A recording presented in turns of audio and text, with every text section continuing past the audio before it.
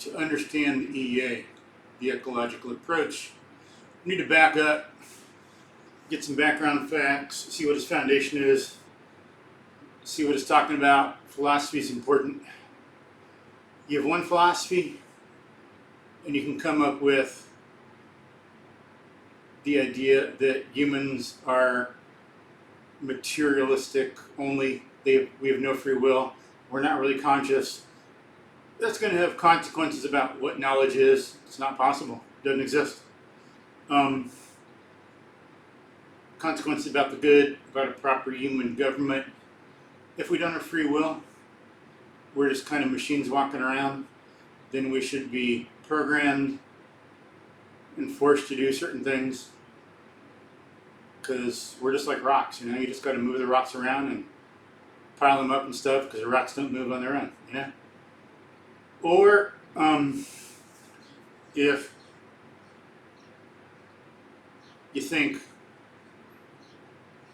perception and experience is invalid, full of lies and distortions, and some people kind of escape from them, but most people don't, and the ones that escape know the truth, well, then you're a Platonist and you think that we should have totalitarian government as Plato outlined in the Republic, and you got the philosopher kings who tell everybody else what to do and plan their lives totally as the fascists, the Nazis, the communists wanted to do.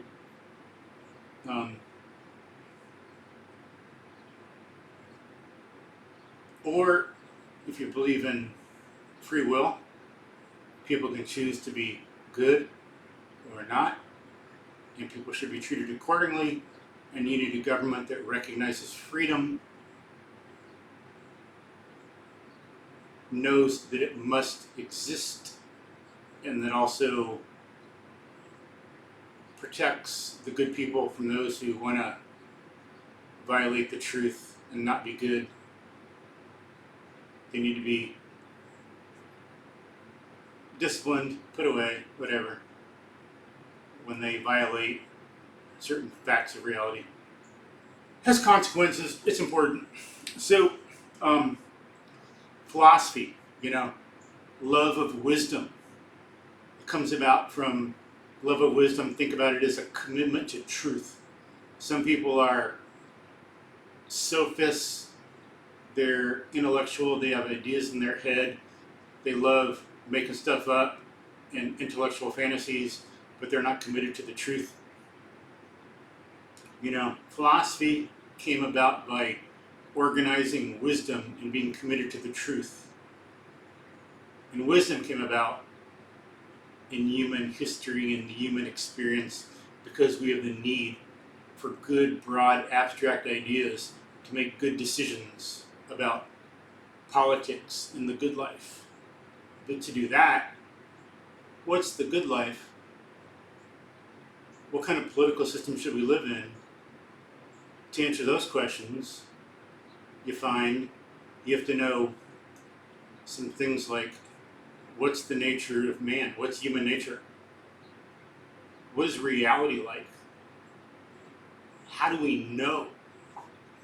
So philosophy is about what knowledge is in logic. If you're going to wonder about wisdom and who's right and who's wrong, you got to develop methods of analyzing statements and seeing what's true and what's not, so you can be committed to the truth, make good decisions, live successfully.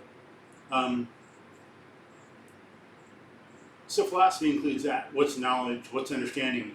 What's knowledge versus belief? Knowledge versus opinion?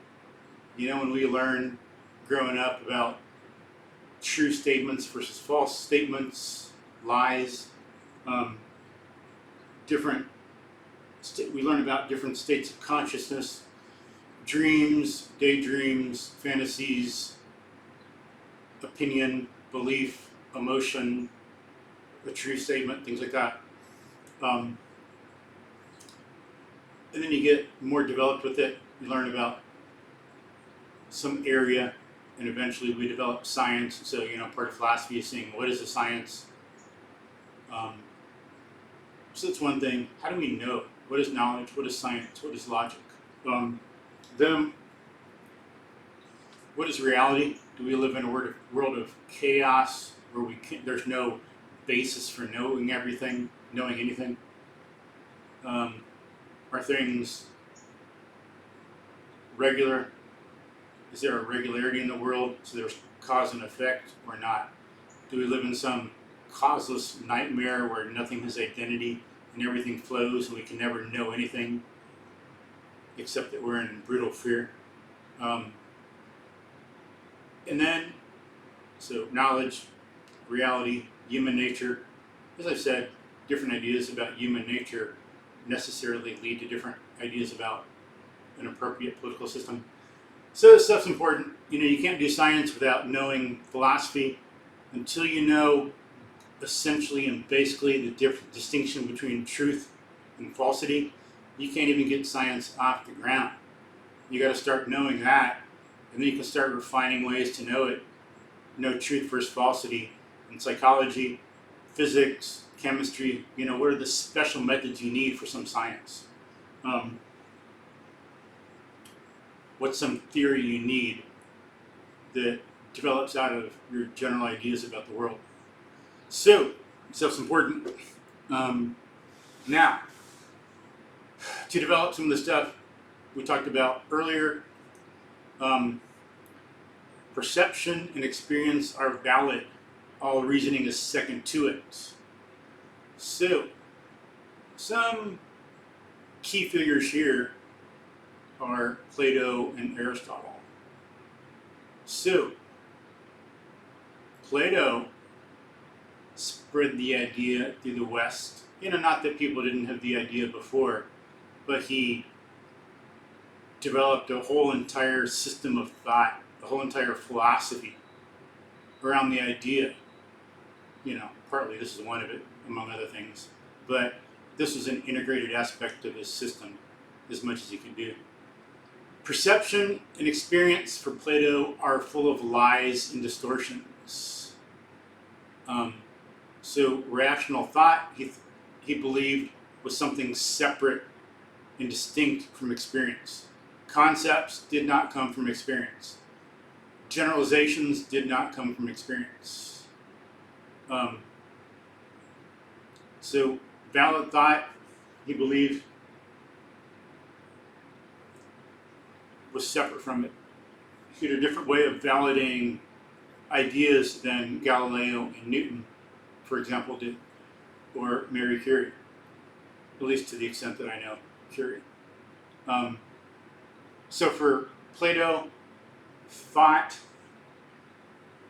really, truth is knowing an ideal.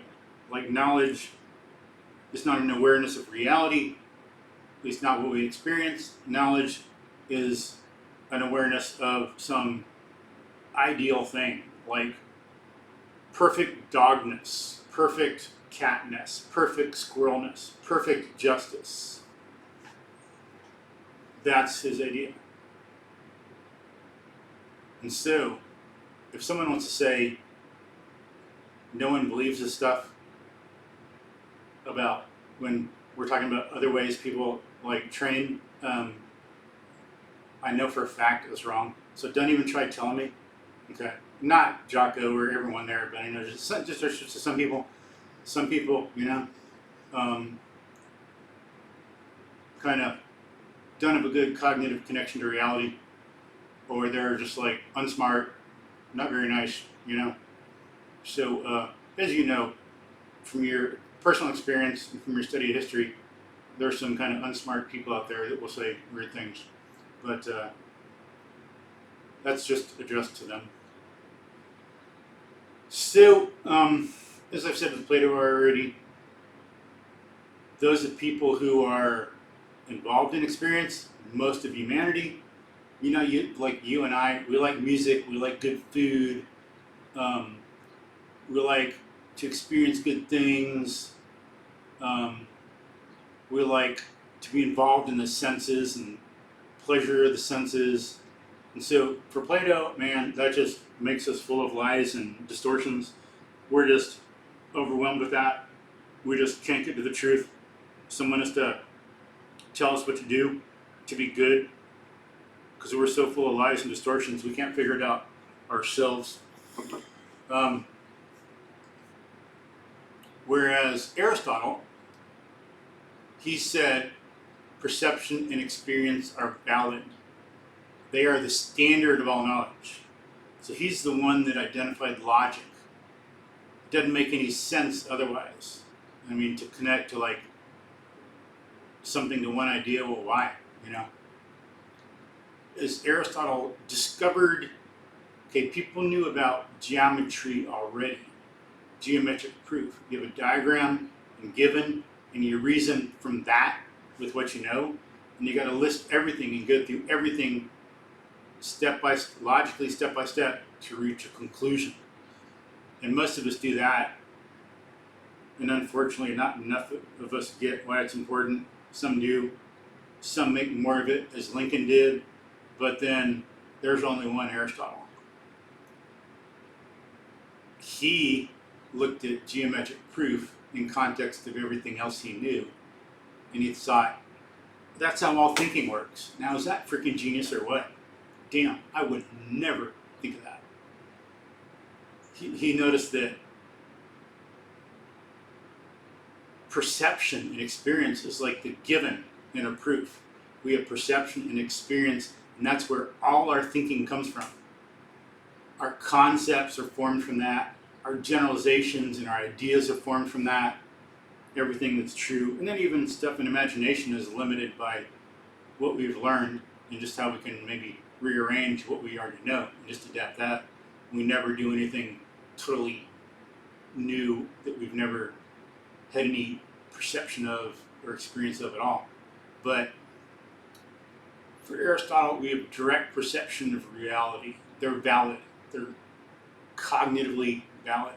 And they're the standard of all knowledge. We determine truth or falsity ultimately by comparison to the standard of what we perceive and experience. And then from there, we abstract. He came up with the idea of abstraction. It's a like power of our mind. It's an ability we have to engage in like a selective focus, to keep some things there in mind, but see a commonality or see a commonality among some things. Like, as an example I've heard is, a good example that I've heard is like this: the way we form concepts is kind of like seeing that things are similar in contrast to something else. Other things, like chairs, they're similar in contrast to tables and beds and stuff. You get the idea of chair, and then you can get furniture, but it's kind of like let's say these versus this. These are close together in contrast to this. It stands out in our mind how these are close together than this. And that's kind of like a good example I've heard about how some of that works. You have some things you see, and the closeness together stands out in our minds in difference or in contrast to these other things. Forms of government, armaments, planes, cars, animals, parts of speech, a noun in contrast to a verb and all that. So, abstractions, concepts come from experience and perception. When we learn them correctly, when we really have a concept, as opposed to the influences we have that have us not function cognitively as we should to be efficient and real. There's Platonic ideas that bother us. There's ideas that all we have is words and stuff like that. So, this is not what we do automatically. This is what Aristotle's saying. And these are like how things are when they're done properly. Because, we have functions. We can function or malfunction. Sleep is a function that could be done better or well. Running is a function that could be done better or like more like better functioning or less functioning. Same thing with sleep. Did I misspeak? Sleep can be done better or worse. It can be done well or less well. Same thing with cognition. We can think well or less well. Okay. And then Aristotle pointed out that the individual is what's real. Okay. And some of this you'll see will come up again later. So for Plato, the individual was it wasn't real or had less reality than the abstraction, the ideal. Like manness was real, but any individual, whatever, just like, who was it in the French Revolution? Was it Robespierre that said, to make an omelet, you gotta crack a few eggs, So, for Aristotle, as I say, the individual is the real. As you'll see, some people will think of that in terms of variation when we get to stuff later. Okay, it's like St. Thomas Aquinas said, being an Aristotelian, he said, nothing is in the intellect that was not first in the senses. I'll put a link to that. That's from De Veritate, or however you pronounce the Latin. Q2, Article 3, Argument 19, or something like that, whatever those mean. Q2, ART3, ARG 19 in my notes. That's an important distinction, and that comes into play in methods of training, in coaching, how people coach, how they think, how people try to play sports, and of course that has an effect on how successful we are. Or the way you can think in terms of some of this, like for Plato, you'd have a general with no war experience. He doesn't look at experience. He doesn't look at perception, because those are full of lies and illusions and distortions. No, he makes up perfect war plans in his head. Okay, does that make sense, Jocko? Do you want someone like that, like, coming up with your fitness training? No. For Aristotle, you got boots on the ground, man. You got military intelligence. You talk to sources. You see things yourself. You get out there, you look.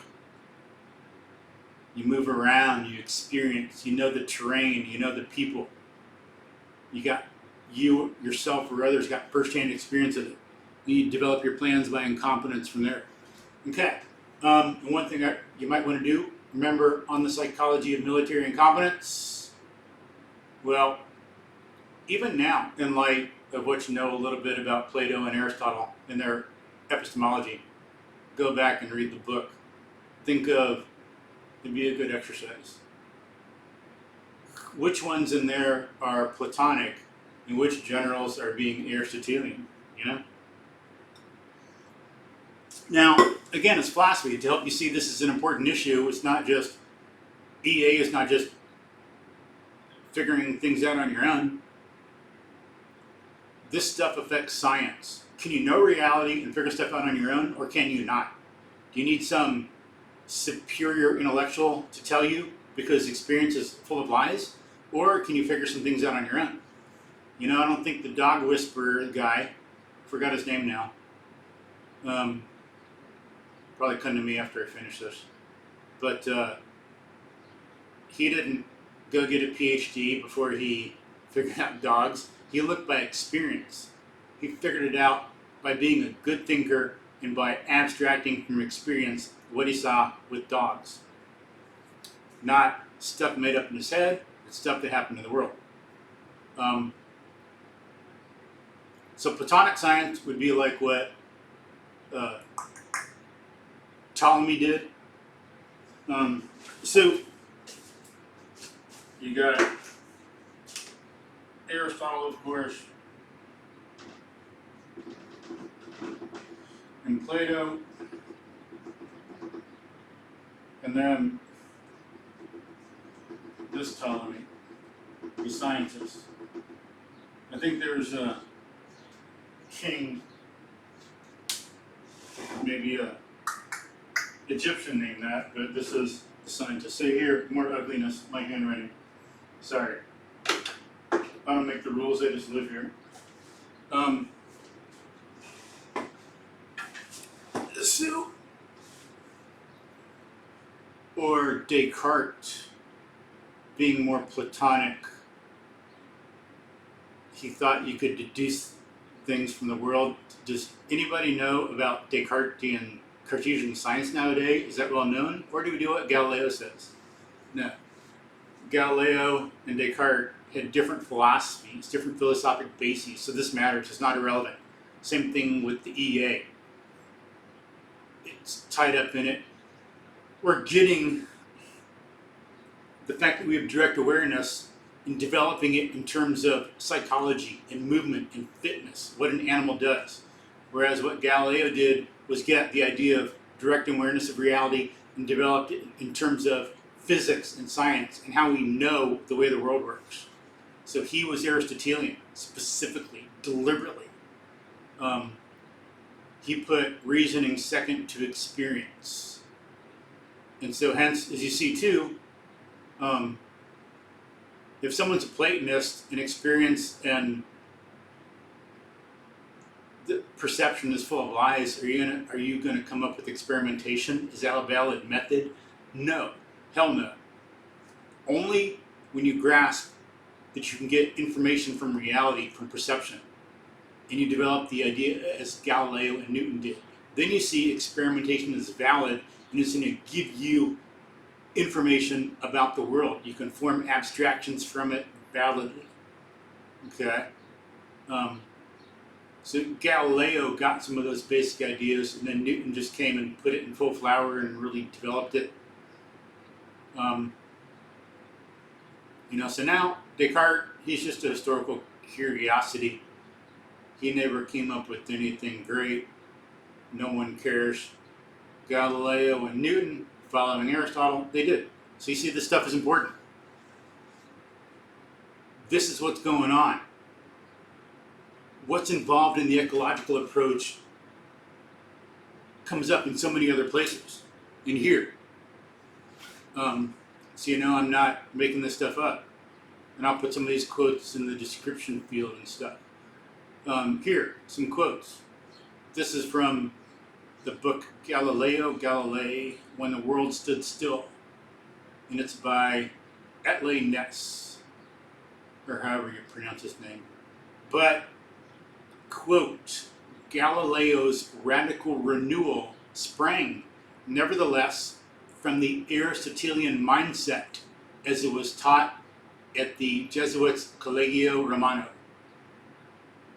Human reason has a basic ability to recognize and understand the objects registered by the senses. The objects are real. They have properties that can be perceived and then further processed according to logical rules. These logical concepts are also real, if not in exactly the same way as the physical objects, unquote. Okay, straight up.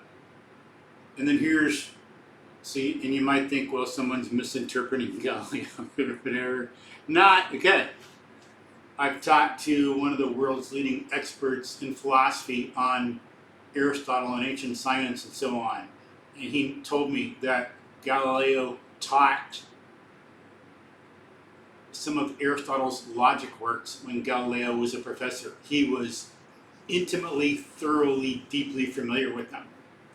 But here's a quote from the second letter of Galileo Galilei to Mark Welser on sunspots, page 118 of my edition of Discoveries and Opinions of Galileo, translated by Stillman Drake. Okay, quote, I should even think that in making the celestial material alterable, I contradict the doctrine of Aristotle much less than do those people who still want to keep the sky inalterable. For I am sure that he never took its inalterability to be as certain as the fact that all human reasoning must be placed second to direct experience, unquote. There's Galileo's own words. And of course there he's talking about, that's in context of him saying that the earth went around the sun, whereas some people say, well, Aristotle said the sun goes around the earth, so that's what it must be. And so notice they're looking at the words of Aristotle without understanding Aristotle. They're claiming Aristotle is right and pretending they're advocates of Aristotle, but not really advocating what he said, which was putting everything second to direct experience. They were authoritarian. I shouldn't say so much authoritarian, but they did not think for themselves. They were second-hand thinkers. They were not first-hand. They were not fundamentally Aristotelian. But that's an issue they were debating. Does the earth go around the sun, or does the sun go around the earth? Which is right and why? And what would Aristotle really think? And then number one, the first quote, Aristotle's radical renewal. That means his radical, going to the root of science. What is the root? The fundamentals of physics. He's renewing that. He's getting rid of the Platonism, making stuff up in your head, ignoring experience, or having experience be a handmaiden, a servant of ideas you make up. It's a radical renewal. We look at experience first, as he said there. Okay? And that'll help you understand what's going on in the ecological approach more. We're talking fundamental. We're talking what Newton and Galileo did. We're talking doing that in psychology, in fitness, in movement science. This is not something to be dismissed or taken lightly. Come on, Jocko.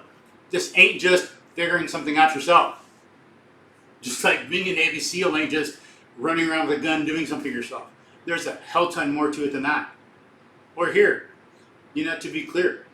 Again, if you want to scroll through and look at different things, but I'm going to be comprehensive here, and we're going to get down into the grit and deepness and understanding of this, of what's going on. Okay? We're looking into the ecological approach and seeing what are the fundamentals, what is it connected to? Does it matter? Yes, it matters. Let's look at science. We know what science is like. We see you look at the history of science. What happens when you don't have an Aristotelian approach and what does? Okay? Here's something written by Newton. These are his 4 rules of reasoning. Reasoning in, physics. He says, Rule 1, we are to admit no more causes of natural things than such as are both true and sufficient to explain their appearances. Rule 2, therefore, to the same natural effects, as far as possible, assign the same causes. Notice the same natural effects, not something similar, but we got to classify appropriately the same. Okay, again, quote, Rule 3, the qualities of bodies, which admit neither intensification nor remission of degrees, and which are found to belong to all bodies within the reach of our experiments, are to be esteemed the universal quantities of all bodies whatsoever. It's how you generalize. You find things that are the same type, and if it applies to one, because it's of that type, then it applies to all. Like if something applies to an animal because it's a dog, it applies to all dogs. If it applies to something because it's a mammal, it applies to all mammals. And it's within reach of what we know. And that's key. Some people say Einstein overthrew Newton, and that's bosh. Einstein himself said that. Einstein said he developed out of Newton. He did not contradict it. But Newton did not even know about atoms. That's out of the reach of his experiments. So to say that he was wrong about some things because he didn't include atoms is ludicrous. It shows they didn't even learn what some things that Newton was teaching right there in writing. They need to study. That's how we induce. Or Newton didn't know about things going near the speed of light, so there's no way in hell he could have put that in his theory. That would have just been arbitrary speculation, which he rejected. Okay? Rule 4, to quote again, Rule 4. In experimental philosophy, we are to look upon propositions inferred by general induction from phenomena as accurately or very nearly true, notwithstanding any contrary hypothesis that might be imagined. We look at them as true till such time as other phenomena occur by which they may either be made more accurate or liable to exceptions, unquote. Again, right there, he's saying, what do we do in our thinking when we come across atoms or things smaller than atoms? That's what we do. What do we do when we're seeing things that go only so fast and we come across things that go super fast? Right there. That's what we do. Okay? We experiment. Experimental philosophy, it means science that comes from experience. It's Aristotelian. And he says, the part notwithstanding any contrary hypothesis that may be imagined, that's rejecting arbitrary, it's rejecting Platonism, it's rejecting making stuff up in your head, it's rejecting Descartes. And hypothesis doesn't mean hypothesis is used nowadays. Different time, different word meaning, similar but different. But right there, he's saying, like Rule 2, not Rule 2, Rule 4, don't just make things up. He's saying we generalize, okay? We look at experience, experiment. He's with Galileo. He's with Aristotle. He's with J.J. Gibson. We have direct perception. That's where knowledge comes from. That's what physics should stick to. And he developed the idea. So, if EA is wrong, totally and entirely comprehensively, well then experimentation is invalid, and Galileo and Newton are invalid, but that just ain't so. Okay? And likewise, you can think of it as if the ecological approach is characterized as to help you understand it, Again, constructive criticism, good person to good person, talking about this in a discussion. One thing to think about is if the ecological approach to training is just figuring things out on your own, well then is the modern, the approach to science that Newton and Galileo developed, is that just figuring things out on your own? I'm sure you agree. No way in hell.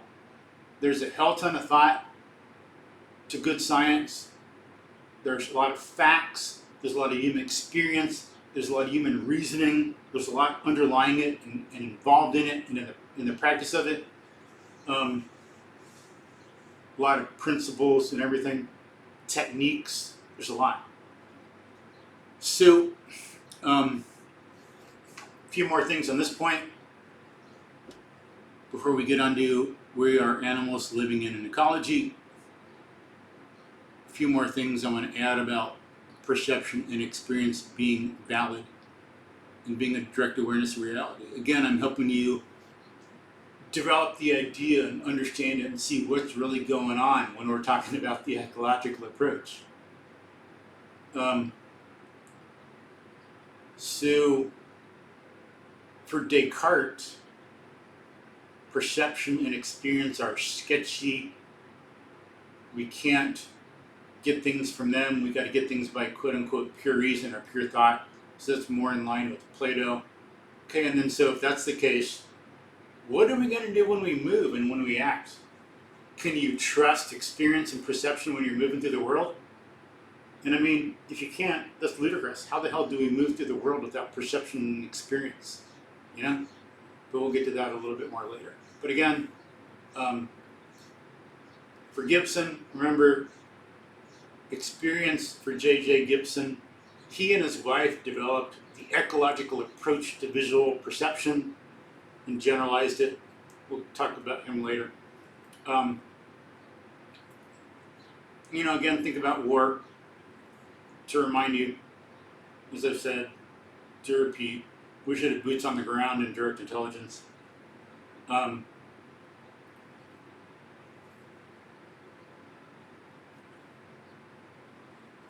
right. Let's go on to we are animals living in an ecology. And there's more to say about direct awareness and experience. Heck ton more we could do to develop it, but that's good to help us understand what's going on with the ecological approach. We see some of the fundamentals of it in terms of science or in terms of warfare, and that'll help us grasp what's going on better. Make sense of it, why it's important, how it helps. Okay.